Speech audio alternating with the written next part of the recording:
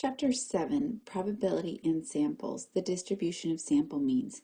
The primary use of the distribution of sample means is to find the probability associated with any particular sample or a sample mean. We want to determine, is the sample mean, for instance, that was exposed to treatment, very different from the population mean, or is it very similar? If it's very different, then we have reason to believe the treatment was effective. If it's very similar to the population mean, then we have reason to believe that the treatment was ineffective. So we can use probability to draw those conclusions. Proportions of the normal curve are used to represent probabilities, just as we did in Chapter 6 in relation to x values. A z-score from the sample mean is computed, so our equation for z is now z is equal to the sample mean minus the population mean over the standard error of the mean. Now remember that the mean of means is equal to mu, right? If we were to take all possible sample means and average them, we would generate the equivalent of the population mean. And the standard error of the mean is calculated by taking the population standard deviation over the square root of n. So we again recognize and see the relationship between sample size and standard error. Again, as n, this is very important to remember, as n increases, the standard error of the mean decreases. Again, ideally, the researcher hopes for large mean difference, meaning that the sample mean that was, or the sample that was exposed to treatment is very different from the population mean, and we hope that the standard error of the distribution of sample means is low so that we can better detect those differences. Again, what we're hoping for is some difference. So I'll repeat, the researcher is always hoping for a large mean difference. In other words, if we take a distribution of sample means, the mean of means in the center, we hope that the values of the samples that were exposed to treatment are either going to fall in this tail or this tail, depending on what the hypothesis is. If it falls in the common region, if it falls in this region, then we have reason to believe that the treatment was ineffective because it produced a sample value that's no different than the population that illustrates the group that has not received any treatment. So again, we're going to use what we learned in Chapter 6 and apply it here, but now utilizing these new equations, because inferential statistics is all about using sample statistics to draw conclusions about a population. So figure 7.5 relates to example 7.2 in our text. So here the population of scores on the SAT forms a normal distribution with the mu equal to 500, so it's a given, mu is equal to 500. So, and standard deviation of the population is equal to 100. We're talking about a distribution of SAT scores. Again, this is illustrating X values originally. And if you take a random sample of 25 individuals, what is the probability the sample mean will be greater than 540? So our probability statement would read, what is the probability of randomly selecting 25 individuals that yield a sample mean greater than 540? So that's the task that we are given, to determine the probability of obtaining a sample of 25 individuals, right? It's not just one individual, collectively 25 individuals that will generate a sample mean, right? Sample mean is the sum of x over n greater than 540. So first you can restate this probability question as a proportion question. In other words, you can say, out of all the possible sample means, what proportion of the what proportion have values greater than 540? So those are interchangeable. Again, it could be a probability or proportion statement that you are tasked to work with. And again, when we say all the possible samples, this implies the creation of a distribution of sample means. And we understand that it's impossible to construct the distribution of sample means by taking all the samples and calculating the means. as we did with that one example where we had simply had 4 scores. We know that that would be impossible, but we know exactly what the distribution of sample means will look like based on the information from the central limit theorem. So specifically, the distribution of sample means has the following characteristics. First, the distribution of sample means coming from a distribution of SAT scores will be normal. And the reason is because the distribution of SAT scores was normal to begin with. The distribution has a mean of 500. In other words, when we create the distribution of sample means, the mu, right, mean of means would equal 500 because the population mean was equal to 500, and we've learned that the mean of means will always equal mu. And then for a sample, when we're taking all possible samples equal to 25 in size, the standard error of the mean would equal population standard deviation over the square root of n. So we have this value that was given, 100, over the square root of 25. So our standard error of the mean is equal to 10 over 5, 100. Sorry about that. Standard error is equal to 100. Standard deviation is equal to 100, so standard error is 100 over 5, And finally, our standard error of the mean of the distribution of sample means is equal to 20. So again, this information, well, here, up to here, pertains to the original population distribution. And now what we have just identified are the values that relate to the distribution of sample means, the distribution of sample means. And that's what we have here. We have the mean of means in the center equal to 500. The standard error here is equal to 20. And we have our sample mean of interest, which was 540. And given the probability statement, we shade this area. It's already been shaded in blue, but we'll do it again just to reinforce that skill. We're going to shade this area here to answer this probability statement of what is the probability of attaining a sample mean of 25 individuals that will yield a sample average of something greater than 540. So now all we need to do is convert that sample mean into a z-score and utilize our unit normal table to answer this question. So again, as we learned in Chapter 5, the sign of a z-score tells us whether we're working with a sample mean above or below the mean. So a positive indicates above and negative indicates a value below the mean. The numeric value tells us the distance from the mean expressed in standard deviation units, but in this case it's actually standard error units to be more precise, because now we're working with the distribution of sample means. And again, here's our formula of how to compute our z-score. So for that example that we were working with, again, mu, so if we have z is equal to the sample mean of interest was 540, minus the mean of means, or the population mean, which is equal to 500, and we calculated the standard error of the mean, which was equal to 20. So on your calculators, take 540 minus 500, and we get 40.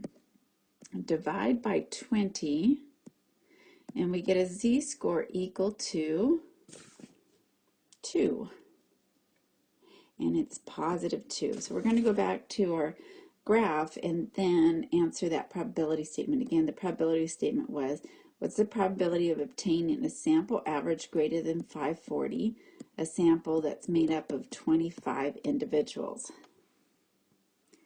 So here on our graph, again, we have the sample mean value of 540 identified, the area above shaded because that's the area of interest, and here right below it we just relabeled that value in standard error units. So a sample mean of 540 is 2 standard error units above the mean. Okay, and so now we want to know what's the probability or proportion of sample means above 540. So we're going to need to use our unit normal table. We'll enter it using this z-score equal to 2. And given this area, we'll report that proportion. So is this the area between the mean and the z, the body, or the tail? And if you said the tail, you're correct. So that's what we're going, those are the values we need to answer this question. Enter it using a z-score of 2 and report the proportion in the tail. This is a portion of the unit normal table. Again, we're going to enter it using our z-score. Our z was equal to positive 2. And we're going to report the area in the tail. So here's 2. Here's the proportion, 0.0228. And we can use that to answer our initial question. So again, our original statement was, what's the probability of obtaining the sample mean where n is equal to 25 greater than 540? And we've just determined that the proportion is equal to 0.0228, or we can say there's a 2.28% chance that if we randomly selected 25 individuals, that their average SAT score would be greater than 540. So again, what we are saying is that there's a 2.28% chance that if we randomly selected 25 individuals, that those 25 individuals would yield a sample average greater than 540. Now, is that a likely value or unlikely? Well, given the chance, 2.28% chance, it appears to be very unlikely, indicating that a score of 540 is much higher than the average. It's very different. It's considered more of an extreme score. So again, logically, you would conclude that it's unlikely that you're going to collect 25 individuals that are going to yield a SAT score of 540 or higher, because values of 540 or higher are unlikely. Now, let's say these individuals were exposed to an intense SAT course, and we ended up with a sample that was greater, that yielded a sample mean greater than 540. Then you could probably start to see that we would have evidence to support the idea or the hypothesis that the intense SAT course was effective in increasing the SAT scores of those individuals who were exposed to that type of curriculum. So that's where we're moving, and that this is the process of engaging in inferential statistics. Again, if we were to take a sample of 25 individuals and yield a sample mean greater than 540, it's very unlikely given the original parameters of the population. But if they were exposed to treatment, right, and if we get a value out in the tail, it's unlikely that that value would occur without treatment, and therefore it's more likely to explain the mean difference from here to here due to treatment. Figure 7.6 demonstrates kind of a different process of utilizing the distribution of sample means. Instead of identifying the probability of proportion of a distribution above, below, or between scores, in this case we want to identify specifically what are the SAT scores that frame the middle 80% of the distribution of sample means. Or you can think about framing it in this way. What is the range of SAT scores that occur 80% of the time, centered around the mu of the distribution, the center of the sample, a distribution of sample means. So again, our original distribution had SAT scores had a mean of 500. The standard deviation was equal to 100. We're going to apply the selection of samples that equal 25, and in doing so we can calculate the standard error of the distribution of sample means, which is calculated using this equation. So we have 100 divided by the square root of 25, and again, as we calculated before, our standard error is equal to 20, which is denoted here. And again, we want to find the range, and again, it's already been calculated here, but I'm going to show you how we came up with these values. What is the range of values that frames the middle 80% of SAT scores? And again, we have 80% in the center here. Knowing that this is not one of the values in our unit normal table, we recognize we would have to split that in half. So this is why we see 40 here and 40 here. And this area here is referred to as the tail, the body, or the area between the mean and the z. And if you answered area between mean and z, you are correct. So again, what we need to do, the steps are as follows. We take that 40% and we convert it to a proportion. So we divide by 100. So we get 0.4000, and we're going to look for that proportion in the unit normal table using the column that represents the area between the mean and the z. And we're going to use that to solve for m. So m is equal to the mu plus the standard error of the mean multiplied by the z-score. And we're going to do this twice because we recognize we're going to have a positive z-score over here and a negative z-score over here. And once we have those z-scores, we can solve for m on both sides of the population mean. So at this point, we're going to enter the unit normal table using this proportion of 0.4 and report our z-score. So here's a portion of the unit normal table. Again, we're not going to enter using the z column because that's what we're looking for. We want to know what z is equal to. And we know we're going to report a positive and negative version of that value because we have a value above the mean and below the mean. And we determine that the proportion or area that's going to help us find that is the area between the mean and the z. So I'm going to look for 0.4. Again, that was the proportion of interest. So I'm going to find the closest proportion to that, and I'm getting close. And here I see that this value is the closest to the area that we identified. So 0.3997 is closest to 0.4, and therefore we would report this z-score. So z is equal to positive negative 1.28. Again, we came up with that because we partitioned the middle distribution off with represented 80%. We split that in half, and that gave us 40% above and below the mean. We converted that 40% to a proportion, which was 0.4, and then we recognize that that area represents the proportion between the mean and the z. We found that, and now we report our z-score. So now that we have our z value, we can enter into our equation. Again, this is the equation that we're using. We want to solve for m on both sides of the population mean.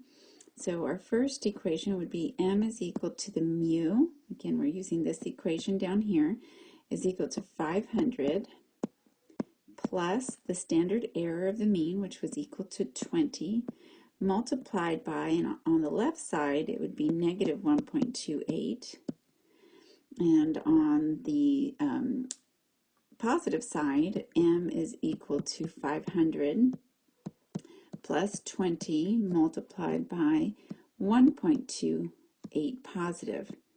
Again, we understand this is the center, right? And the product of this because there's an addition sign, moves us towards the right. And over here, again, this is the center, the mu. The product here would be negative, so we'd be moving to the left. And now we want to solve for that. So in our calculators, we would solve for m, the sample mean, below the population mean. So we have 500 added to 20 times, in our calculators, 20 multiplied by negative 1.28 is negative 25.6. So again, we're moving from the center and subtracting a value. So the mean is equal to 500 minus 25.6, and that gives us 474.4, which is what had already been reported, but now we see exactly how we came up with that answer. And on the positive side, m is equal to 500, and now we would add, again, the product of 20 multiplied by positive 1.28 is positive 25.6. So our sample mean would equal 525.6, again, which is what had already been expressed here, but now we see how we came up with this value. And now what we've done is determine the range of SAT values that occur in the center, in the center of the distribution 80% of the time. So it's the middle 80% of SAT scores given the distribution of sample means. So again, the range is 474.4 all the way to 525.6, and that again is an expression of the middle 80% of SAT scores. So again, notice the difference of what we did here. We didn't find the proportion or probability above, between, or below a score. We identified and solved for the sample means that represent a certain section of the distribution of sample means. And finally, a learning check for this chapter. A population has a mean or mu equal to 60 with a standard deviation equal to 5. The distribution of sample means for samples of size n is equal to 4 are selected from this population, and they would have an expected value of. So the expected value of is in reference to the mean of means. That's what we want to know, the mean of means for the distribution of sample means.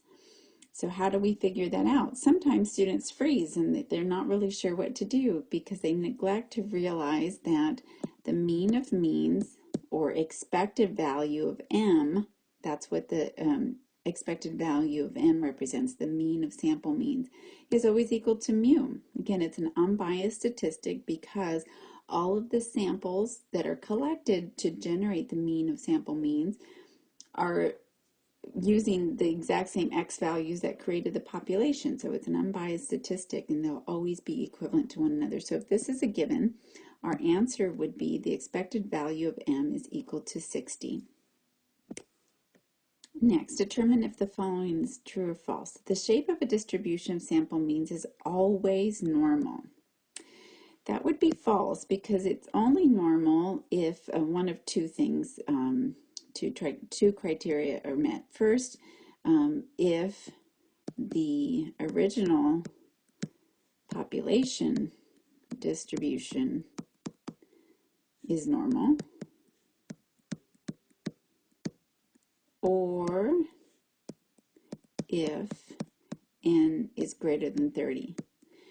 So again, if the original population distribution is normal, then yes, the distribution of sample means will be normal.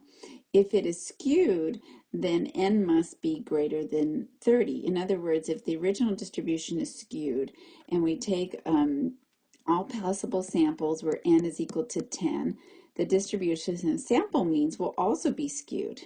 So again, we need to meet one of these two criteria. Either the original population distribution is normal or n is greater than 30.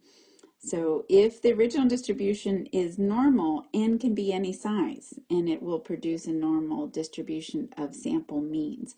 And again, that value 30 is understood where, given that graph where we saw the relationship between sample size and standard error. So again, once we hit around 30, in terms of sample size, the distribution became normal, and it just continues to be more normal as n increases, which leads us to the next one statement. As sample size increases, so the value of standard error decreases. And that is true. As I told you, this is a very important relationship. As n increases, standard error of the mean decreases, and we saw the examples of that. And again, mathematically, it makes sense because standard error is equal to the standard deviation over the square root of n. As this increases, right, when you divide by a larger number, whenever you divide by a larger number, we understand that the quotient is going to decrease. So this is a true statement. And again, A very, very important relationship. This is something that we'll be talking about from this point to the end of the semester, the relationship between sample size and variability, and in this case, variability denoted by the standard error when we're talking about a distribution of sample means. And that concludes this part of the lecture for Chapter 7.